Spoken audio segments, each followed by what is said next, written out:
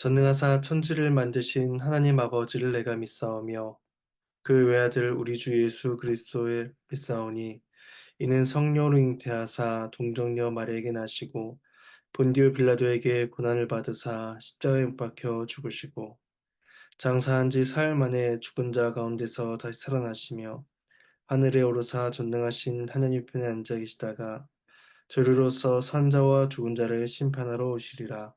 성령을 믿사오며 거룩한 공예와 성도가 서로 교통하는 것과 죄를 사해 주시는 것과 몸이 다시 사는 것과 영원히 사는 것을 믿사옵나이다. 아멘. 찬송가 540장 찬송하시겠습니다. 540장 1절과 4절을 찬송하시겠습니다. 함께 찬송하시겠습니다. 주의 음성을 내가 들으니 사랑한단 말일세. 믿는 마음으로 주께 가오니 나를 영접하소서. 내가 매일 십자가 앞에 더 가까이 가오니 구세주의 흘린 도배 피로써 나를 정케 하소서. 우리 구주의 넓은 사랑을 증량할 자 없으며 주가 주시는 참된 기쁨도 헤아릴 수 없도다. 내가 매일 십자가 앞에 더 가까이 가오니 구세주의 흘린 도배 피로써 나를 정케 하소서. 아멘. 함께 보실 말씀은 마가복음 5장 35절에서 43절입니다. 마가복음 5장 35절에서 43절까지 말씀입니다. 말씀을 봉독하도록 하겠습니다. 아직 예수께서 말씀하실 때에 회당장의 집에서 사람들이 와서 회당장에게 이르되 당신의 딸이 죽었나이다. 어찌하여 선생을 더 괴롭게 하나이까? 예수께서 그 하는 말을 곁에서 들으시고 회당장에게 이르시되 두려워하지 말고 믿기만 하라 하시고 베드로와 야고보와 야고보의 형제 요한 외에 아무도 따라옴을 허락하지 아니하시고 회당장의 집에 함께 가사 떠드는 것과 사람들이 울며 심히 통곡함을 보시고 들어가서 그들에게 이르시되 너희가 어찌하여 떠들며 우느냐 이 아이가 죽은 것이 아니라 잔다 하시니 그들이 비웃더라. 예수께서 그들을 다 내보내신 후에 아이의 부모와 또 자기와 함께한 자들을 데리시고 아이 있는 곳에 들어가사 그 아이의 손을 잡고 이르시되 달리라고 하시니 번역하면 곧 내가 내게 말하노니 소녀야 일어나라 하심이라. 소녀가 곧 일어나서 걸으니 나이가 12살이라. 사람들이 곧 크게 놀라고 놀라거늘 예수께서 이 일을 아무도 알지 못하게 하라고 그들을 많이 경계하시고 이에 소녀에게 먹을 것을 주라 하시니라. 하나님의 말씀입니다. 하나님께 감사합니다. 회당장이 아이로의 간청을 들은 예수님께서 그의 딸을 고쳐주시기 위해 가시던 중에 혈루증을 앓던 여인이 예수님께 나왔고 그 여인이 나음을 받는 일이 일어났습니다. 그 여인의 치유는 야이로에게 커다란 희망을 안겨주었을 것입니다. 12해라는 긴 세월 동안 부정한 존재로 살아가며 소망 없이 살아가던 그 여인 또한 주님의 은혜로 낫게 되었으니 자신이 12살 난 그 죽어가던 자신의 딸도 틀림없이 나을 수 있으리라 이러한 기대를 그는 가질 수 있었을 것입니다. 오늘 본문 35절은 그 혈루증 여인이 나음을 받았다라는 생생한 여운을 간직하려는 듯이 아직 예수께서 말씀하실 때에 라는 말로 시작을 합니다. 이때 아마도 야이로의 마음속에는 두 가지 심정이 교차했을 것입니다. 한편으로는 예수님께 찾아오길 잘했다. 예수님만이 죽어와 나의 딸을 살릴 수 있다. 그러한 확신을 가졌을 것입니다. 반면에 다른 한편으로는 주께서 더 이상 지체하시면 안 될 것 같은데 하며 조급한 마음으로 예수님을 빨리 모셔가고자 했을 것입니다. 그런데 그때에 청천벽력과 같은 소식이 들려옵니다. 야이로의 집에서 사람들이 도착해 그의 딸이 죽었다라는 비보를 전한 것이죠. 그리고 그들은 더 이상 예수님께서 하실 수 있는 일이 없다라고 생각했기 때문에 예수님을 괴롭게 하지 말라고 말합니다. 이러한 말은 사람들의 인식을 잘 보여주는 것이었습니다. 예수님께서는 각종 병이 든 자를 고치셨고 귀신 들린 자를 낫게 하기도 하셨습니다. 그래서 야이로도 죽음을 목전에 둔 딸을 살리기 위해서 희망을 가지고 예수님께 나왔던 것이죠. 그러나 지금은 상황이 완전히 달라졌습니다. 아무리 예수님이라고 해도 이미 죽은 자를 더 이상 어찌할 수는 없다, 살릴 수는 없다라고 판단한 것입니다. 그 사람들이 예수님을 괴롭게 하지 말라라고 한 것이죠. 그리고 이것은 야이로도 예외가 아니었습니다. 이것은 예수님의 말씀을 통해서 잘 알 수가 있습니다. 36절에 예수님께서는 그들이 하는 말을 들으시고 야이로에게 이르시기를 두려워하지 말고 믿기만 하라라고 하십니다. 예수님은 야이로 안에서 생겨나는 염려를 잘 알고 계셨습니다. 예나 지금이나 죽음은 모든 것의 종착지라고 여겨집니다. 의술이 발달한 현대 시대도 죽음을 늦추거나 고통을 적게 할 수 있어도 그 죽음을 해결하지 못하며 사망 선고가 내려지는 순간 모든 의료적 시도는 다 중단되고 맙니다. 딸의 죽음 소식을 듣는 순간 야일은 모든 것이 끝났다라고 생각하며 슬픔과 염려가 그 마음속에 몰아치기 시작했습니다. 그때 주님은 두려워하지 말고 믿기만 하라라고 하십니다. 이 믿음이라는 말은 상당히 충격적인 단어였습니다. 불과 몇 분 전에 한 여인이 믿음으로 구원을 받는 것을 그는 보았습니다. 그래서 34절 중간에 보시면 딸아 내 믿음이 너를 구원하였으니 평안히 가라. 내 병에서 놓여 건강할지라 라고 말씀하셨고 그리고 아직 그 말씀을 하시고 있던 그때에 그 딸의 죽음 소식을 들었으니 시간이 채 몇 분 지나지 않았을 것입니다. 그런데 주님은 딸의 죽음으로 슬퍼하는 야이로에게 그 여인을 낳게 했던 믿음에 대해서 말씀하고 있는 것입니다. 이 믿기만 하라라는 그 말을 들었던 야이로의 마음이 어땠을까요? 그는 두려움과 동시에 그 여인이 낳았던 것처럼 자신의 딸도 낳을 수 있으리라라는 한 가지 희망이 솟구쳐 오르기 시작했을 것입니다. 그리고 예수님은 베드로와 야고보, 요한 세 명의 제자를 데리고 가십니다. 회당장의 집에 이르자 사람들이 떠들고 울며 심히 통곡하는 소리가 들려왔습니다. 이미 장례식을 위한 준비가 다 끝난 것입니다. 아무리 가난한 사람이라고 할지라도 아내가 사망하면, 가족이 사망하면 최소 두 명의 피리 연주자와 한 명의 전문적인 애도자를 고용해야 하는 것이 당시의 일반적인 관습이었다라고 본다면 회당장의 집에는 상당히 많은 사람들이 고용되어 왔을 것입니다. 그리고 이러한 통곡과 전문 애도자들이 모여 있다는 것은 이미 그의 딸이 죽었다는 사실을 확인시켜 주는 일이었습니다. 그런데 예수님께서는 그들을 보시며 이 아이가 죽은 것이 아니라 잔다라고 말씀하십니다. 마태와 누가는 이 사건을 동일하게 기록하고 있는데 의사인 누가는 그 딸이 죽었다라고 표현하고 있습니다. 만일에 그 아이가 죽은 것이 아니라 정말로 자는 것이었다면 혹은 혼절하는 것이었다면 의사였던 누가는 좀 더 의학적으로 그 아이의 상태를 설명했을지 모릅니다. 그러나 그 딸의 죽음은 분명한 일이었고 가족들조차도 그 현실을 받아들일 수밖에 없었습니다. 그런데 예수님께서는 그 딸이 잔다라고 하심으로써 마치 사람이 잠에서 깨어나듯이 다시 일어날 것임을 염두에 말씀하십니다.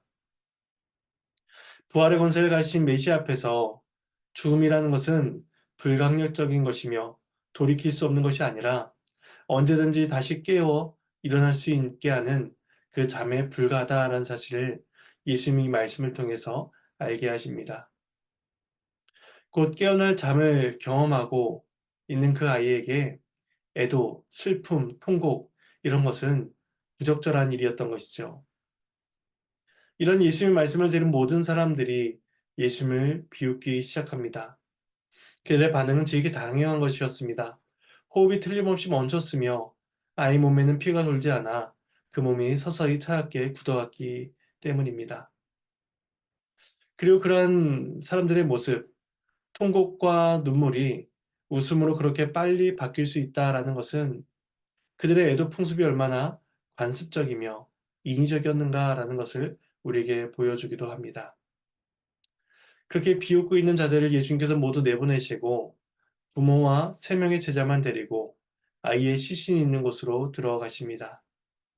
그리스도의 능력을 조롱하며 비우는 자들에게 하나님의 일하심은 철저히 가려지게 될 것이며 믿음으로 하나님의 은혜를 붙든 자들에게만 하나님의 은혜를 경험하는 그 복된 은혜가 주어지게 될 것입니다. 예수님은 아이의 시신에 손을 대십니다. 그리고 손을 잡고 달리다금이라 말씀하십니다. 예수님의 행위는 율법과 유대 전통에 의하면 상당히 놀라운 일이었습니다. 시신과 접촉을 하는 자마다 똑같이 부정해지기 때문입니다. 민수기 19장 13절에서는 이렇게 말씀하십니다. 누구든지 죽은 사람의 시체를 만지고 자신을 정결하게 하지 아니한 자는 여호와의 성막을 더럽힙니다. 그가 이스라엘에서 끊어질 것은 정결하게 하는 물을 그에게 뿌리지 아니하므로 깨끗하게 되지 못하고 그 부정함이 그대로 있음이니라. 민수기 19장 13절 말씀입니다. 그런데 놀라운 일이 일어나게 됩니다. 시체의 부정함이 예수님에게 전가된 것이 아니라 예수님의 생명이 소녀에게 전가되게 된 것입니다. 이런 일은 앞에서도 일어났습니다. 혈루증을 앓던 부정한 여인이 예수님의 옷을 만졌지만 예수님께서 부정해지신 것이 아니라 도리어 그녀가 나음을 받게 되었습니다. 죽음이 생명이신 예수님을 이길 수가 없고 부정이 거룩이신 예수님을 삼킬 수가 없었던 것입니다. 주께서 살리시니 죽었던 소녀가 즉시 일어나 걷게 됩니다. 예수님께서는 그 자리에 있던 사람들에게 이 일에 대해서 알리지 말라라고 당부하십니다. 사실 이것은 불가능한 명령에 가까웠습니다. 왜냐하면 회당장의 딸이 죽었다라는 소식은 이미 마을 곳곳에 퍼졌으며 예수께서 그 소녀를 고치러 갔다라는 것 또한 사람들에 의해서 많이 목격이 되었기 때문입니다. 살아난 아이가 집 밖을 나가 활동하기 시작한다면 이 소식은 금세 사람들에 의해서 퍼지고 말 것입니다. 그럼에도 예수님께서는 이 사실을 알리지 말라라고 하십니다. 그 이유는 예수님의 공생의 사역과 연결지어 생각해 볼 수가 있습니다. 예수님께서는 죽은 자를 살리시는 그 일은 십자가에서 죄와 죽음의 세력을 완전히 멸하시고 그리고 부활하심으로써 새 생명을 주실 일을 가리키기 위한 표적으로서 주어진 일이기 때문입니다.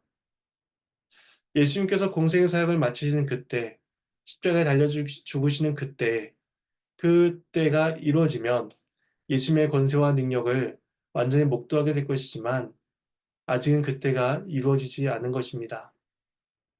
정해진 때가 이르기까지 사람들은 두 부류로 나뉘어지게 될 것입니다. 한 부류는 선택을 받아 비밀한 것을 목격하는 자들이며 다른 한 부류는 예수님의 말씀에 비웃음과 조소를 날리는 자들입니다. 전자의 사람들은 날마다 은혜를 경험하게 될 것이며 후자의 사람들은 그들의 죄에 대한 정죄와 고발이 계속해서 쌓여지게 될 것입니다. 예수님께서는 같이 있던 자들에게는 경계하시며 소녀에게 먹을 것을 주라고 이제 명령하십니다. 소녀가 살아난 것이 영적인 환상이 아니라 실제로 육체의 생명을 되찾게 되었다라는 것을 보여주시는 크고 분명한 증거였던 것입니다. 이제 소녀는 음식을 먹음으로써 생명을 경험하게 될 것이며 슬픔과 통곡이 가득하던 그곳은 생명의 잔치로 바뀌게 될 것입니다. 오늘 말씀은 이렇게 마쳐지게 됩니다. 말씀에 대한 적용점을 생각해 보도록 하겠습니다. 딸이 죽었을 때에 사람들이 예수님을 괴롭게 하지 말라라고 하였습니다. 죽음 이후에는 예수님도 어찌할 방도가 없다라고 생각했던 것이죠. 이것은 이성적으로나 경험적으로나 당연한 말이었습니다.